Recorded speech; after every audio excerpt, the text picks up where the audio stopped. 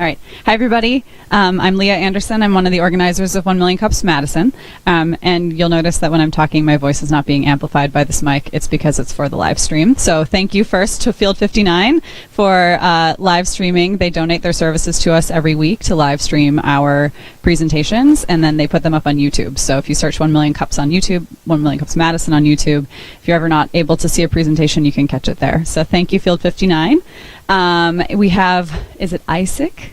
Did I pronounce that correctly? Okay. AIESEC is presenting today, and the coffee over here is brought to you by Nordic Consulting. We can do some quick introductions going around the room. I forgot to do that last week. And so I'll start out. I'm Leah Anderson, and I'm one of the organizers of 1 Million Cups Madison, and I work at Nordic Consulting, which provided the coffee today. Good morning. My name is Sarah Nettie. I'm one of the organizers of 1 Million Cups. I also work at Catalyze, which is a health IT company downtown. My name is Garrett Lee. I am not an organizer of 1 Million Cups. I work out of 100 State co-working space just down the street, and I'm developing a nonprofit called WHOA. It stands for We Help One Another. Steve Deinhardt, MulaPitch.com, and Heartland Business Transitions. Hi, my name is Tin Lee Lin. I'm co-founder and photographer at Snow Forest, which we focus on architecture and interior photography.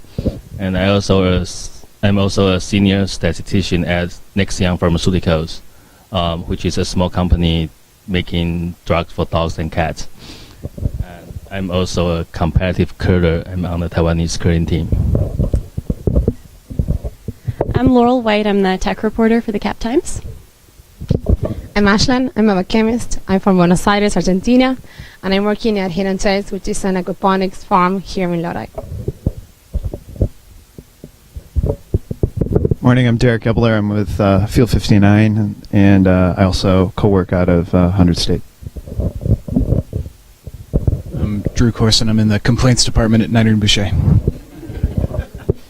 I'm Spencer Fricky. I'm a UW student here. I'm Megan O'Rear. I'm an organizer for 1 Million Cups, and I'm also an employee at Nordic Consulting. Kurt Peterson, co-founder of 32 Auctions. Steve Glad, co-founder of 32 Auctions as well, a platform for hosting and managing silent auctions.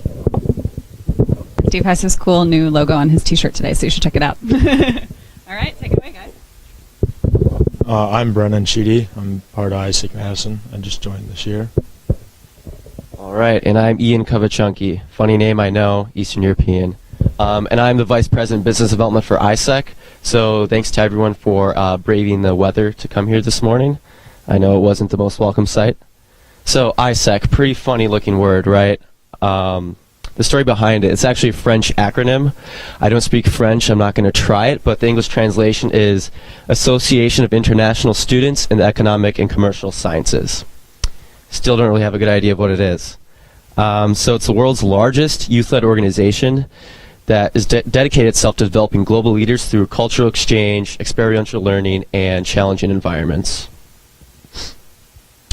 So it started way back in 1948 from students in France, Germany, and several other European countries. Post-World War II, Europe was just torn, right? And so these young people realized that it was important to recognize people from other cultures and other countries. And that's how AIESEC started. And 89 exchanges in the first year, which I think is pretty amazing. Remember, this is before the internet or anything like that. And then it quickly grew. And so today, we're in 127 countries and territories, 2,400 of the world's best universities, and have a member base of over 70,000 people. That's pretty huge, right? And over 1 million alumni. We actually have one here today. Ashlyn was in AIESEC Argentina. Yeah, and I'll talk more about that later. Another point I'd like to hint on right here is 58% of the leadership roles were filled by women, and considering the fact that we have a heavy presence in countries like India where women don't really have equal rights, I think is pretty amazing and really shows how progressive of an organization that AIESEC is. And I'm going to try audio. I don't know if we get it, but okay. I guess, can you hear that? Today are more complex than ever before, and And yet everywhere, education systems are leaving young people unprepared to deal with the pace of economic, social and technological change. The world is defined by the people who live in it, so we believe the solution is to develop responsible and entrepreneurial young leaders today who will choose how the world will be led tomorrow.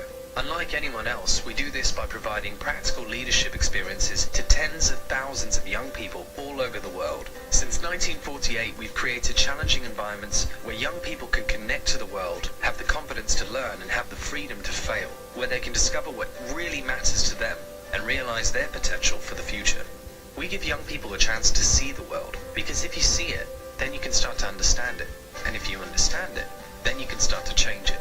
That's why we've committed to provide life-changing leadership experiences to 1 million young people in the next 3 years. Because when we add all those leadership stories together, we'll see a truly remarkable impact on the world. History has shown us what just one great leader can do. So imagine what 1 million great leaders could do. This is why we do what we do. But it's your world too, so how will you shape it? Yes, that's a really cool video that explains kind of why this huge organization exists in the first place. And the line I really like from there is that we give young people a chance to see the world, because if you see it, you can understand it. If you can understand it, you can start to change it.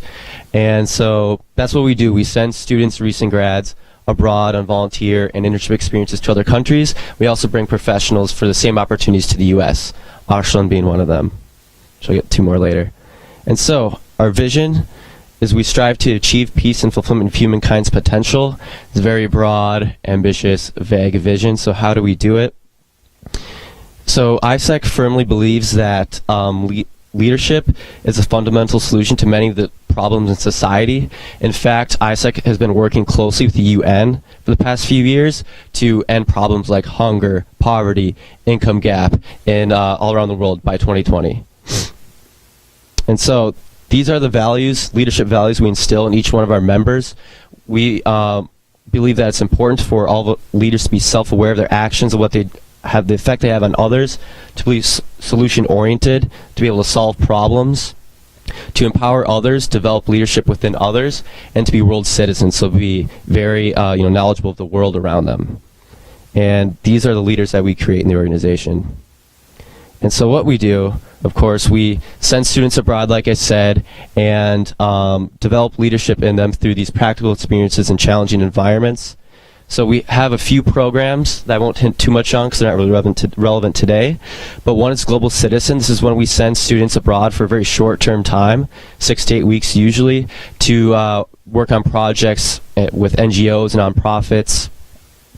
There are a few, like, a lot of social issues. Like right now, there's a project in India about sexual orientation and just a lot of really progressive ideas like that.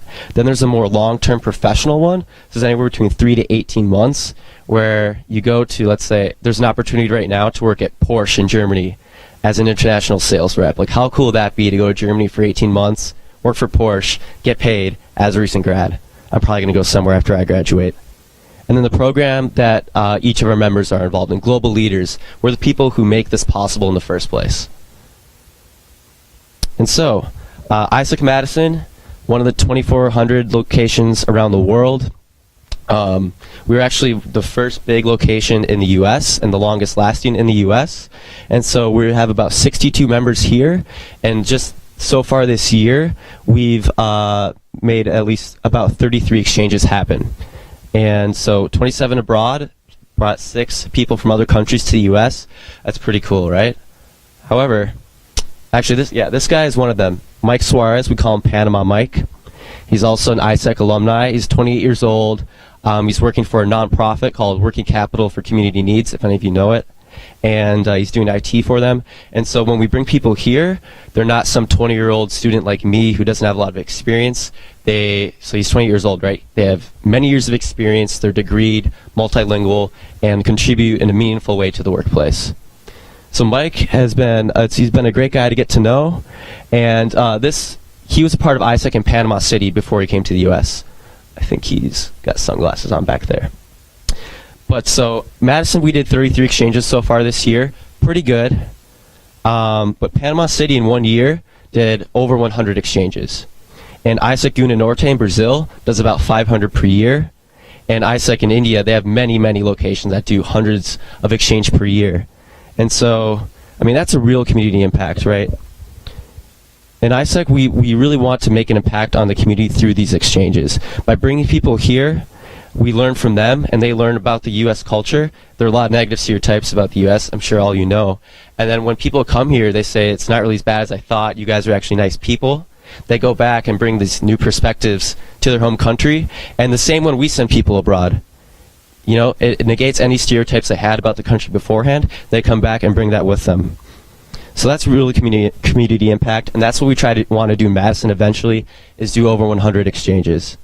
So, how can we all work together to actually make a huge impact on our community?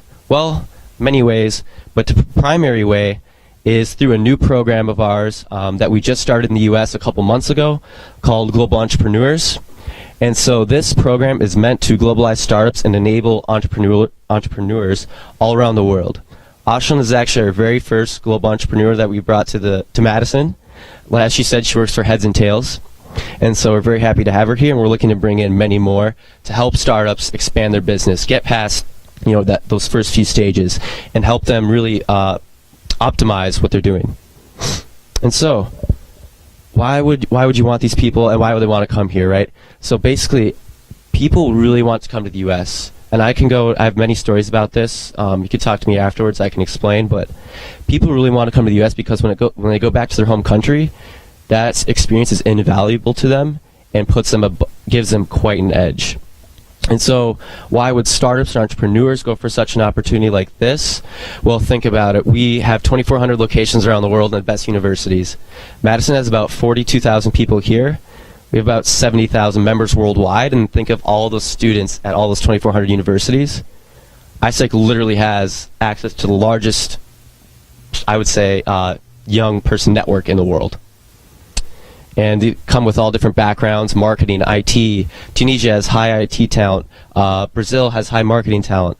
And so these students are also very passionate, innovative, and to speak in startup language, this program has no stipend, so they come here without a wage, primarily just for the experience, which is great and invaluable. And so this is some info about the program. I'm sure there'll be questions afterwards, so I won't get into too much of it right now. But basically, we take care of all the back-end stuff, and it's super easy for the company, for the startup. All you guys got to do is identify a need, which in most cases isn't really that hard. It's just something that you need to get done. And so you give that to us, and then we actively reach out to locations around the world. Let's say you need some developers from Tunisia. So we reach out to all of our AIESEC locations in Tunisia, say, hey, we got this awesome opportunity here in the U.S. Get your people to apply. We get applicants. We narrow down all these applicants to a very small list of the best people based off your requirements, and then you can interview them via Google Hangout, Skype, administer personality tests if you want to. We take care of all the visa processing and logistics with that, and then when they get here, we take care of all the reception services like picking them up from the airport. We find them a place to live, figure out transportation. In the case if they were getting paid, we would open up their bank account and get their social security number, get their cell phone, literally everything. AIESEC US provides health insurance as well. And the duration of this program, that's a little out of date, is 2 to 3 months about. And this whole process right here takes an average 6 to 8 weeks to complete. And so like I said, primarily we bring in students for this program for like marketing or some sort of IT. There's business administration, really anything. I mean, Ashlyn is an aquaponics entrepreneur, background in biology. It's really a very diverse group of people that we bring here. And so who we're looking to partner with and help out with this program, startups, entrepreneurs, incubators, accelerators, co-working spaces, and really just people who have a lot of great potential and have an innovative mindset. And so, one of the best parts, the fee is merely $650 per person to bring them here for about 3 months. Unpaid, that's quite a deal, and we compared it to and accommodations as well. So like the rent, let's say we find them a place to sublet, costs about let's say $200 a month. So that would go on top of the $650 fee. So that's all that's required from the company. And we compared it to interns from the university that get paid, because like if I'm going to school, I'm going to want to get paid, right? You UW students want to get paid about $10 an hour, and the $650 fee, including accommodation, comes to under 6 or less per day. So that's pretty cool, or per hour, sorry. And Ashlyn right now, I think, is like the investment that her boss put in her is like $2 an hour or something, because in her case it's very cheap. So yeah, $2 an hour you're spending on Ashlyn. Yeah. And it gets even better. So who has heard of the WEDC? A lot. Good. We'll make this a lot easier. So the WEDC has got behind what we're doing, and so they give us a $24,000 grant, not for us, but for companies we partner with to apply for, and get up to 70% of this fee right here reimbursed. So it could be as little as like $200-300, which makes an already very cost-effective 4-year program even that much more affordable, which is great because startups we find are the companies that need our help the most, and so this makes it all that more accessible to them, which is just phenomenal. And with that, I think it's probably about time for questions, and I'm sure there are a lot. We can get more to the process, I guess, with the questions. So thank you very much.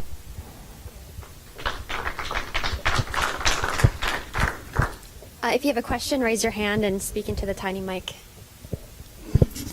So I'm just kind of curious now. You talked about the whole process of bringing people here. So what do you guys do in terms of what's like the Madison AIESEC group do in terms of sending people out? So we get people who are interested. We first of all interview them. So to even go abroad through AIESEC, there's an initial screening process to make sure that you're eligible to apply for opportunities. Then we have this huge database with all the opportunities on it, and you can pick which ones you want to apply for. Let's say you're interested in teaching.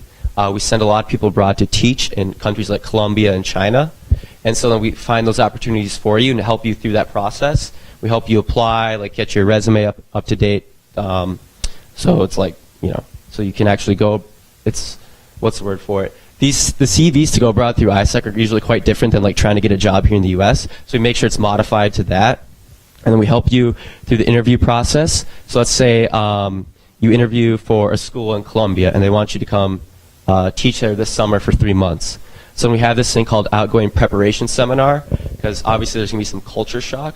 So we make sure we prep you as much as we can to make sure you're ready to go abroad. And then when you go to Colombia, there's an AIESEC location there that will pick you up from the airport and make sure you're interacted within the community. Did that answer your question? Okay.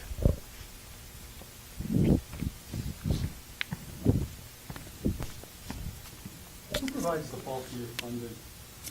Actually, it's a not-for-profit. So whatever, well, we do have quite a few sponsorships, and actually, I thought this question might come up. So we have a lot of national and international partners, some of the biggest, PwC, Microsoft. These companies place like 100 AIESEC professionals per year all around the world. And so a certain amount of that fee that I showed you goes towards the visa processing, this thing called a SEVIS fee, and towards the health insurance of the professional. The rest of it goes back into whichever AIESEC entity is doing the exchange to make sure they can continue operations and actually continue to send people abroad. There's a graphic somewhere with like percentage breakdowns, but I don't remember them exactly. We don't make money, but we just keep enough to keep going. We make enough to keep going. So what type of visa do you support for these people to come into US? And are you the sponsor, or the company will be the sponsor for the visa? Good question. Yes, we sponsor the visas, which is why nonprofits, NGOs, and startups can work with us in the first place.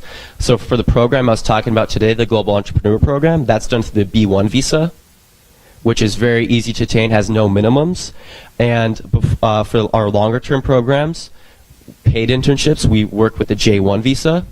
And until 2 months ago, we only worked with the J1, which presented a lot of problems because there are certain minimums that many startups weren't eligible for. And we found that startups need us the most. So finally, the U.S. has been able to start using B1 visas to make the Global Entrepreneur Program possible.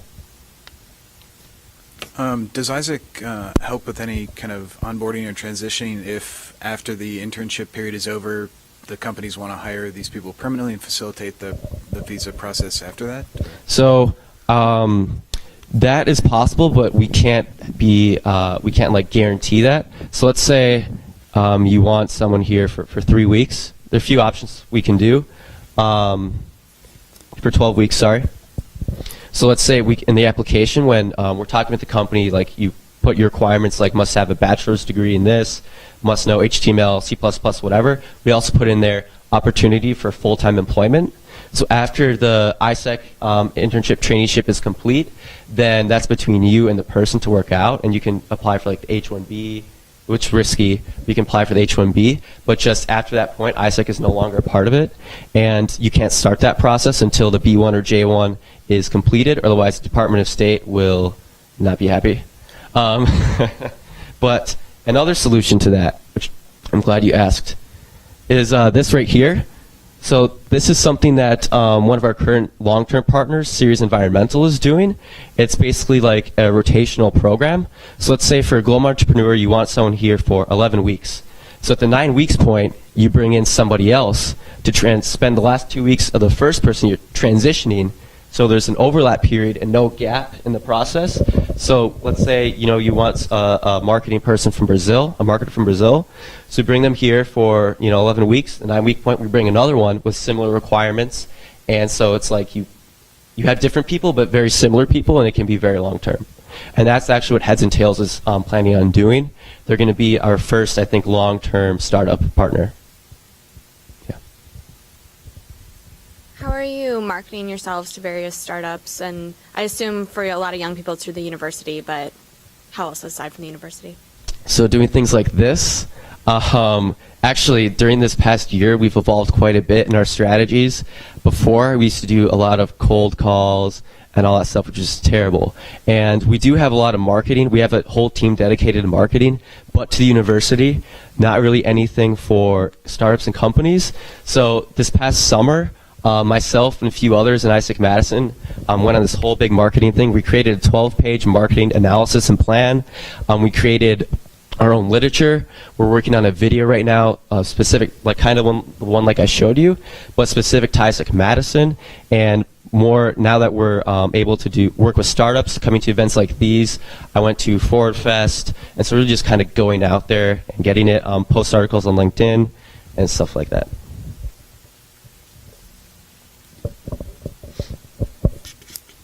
Yeah, I want to say I've hired a bunch of interns over the years for different companies in Madison, and it's a pain. Mm-hmm. Madison students don't want to intern. Right. It's, I don't know why, and I know that's a generalization, but, and I've gone and offered up to $15 an hour and still had problems getting interns. So I think you have a great marketing opportunity. The question is how you can tap in. I usually, go up on the Bucky boards and, advertise there, but I've never heard of you guys. So, and I've been doing this for, 10 years here. So I think the idea of being able to tap in to folks that are doing the intern hiring and the startup community generally, but even broader than that. Most of the stuff I hire for, it's either investment banking or for startups. So, it's a good nut for you to crack because, there's the demand here. Unemployment is extremely low, but you only have 6 people right now.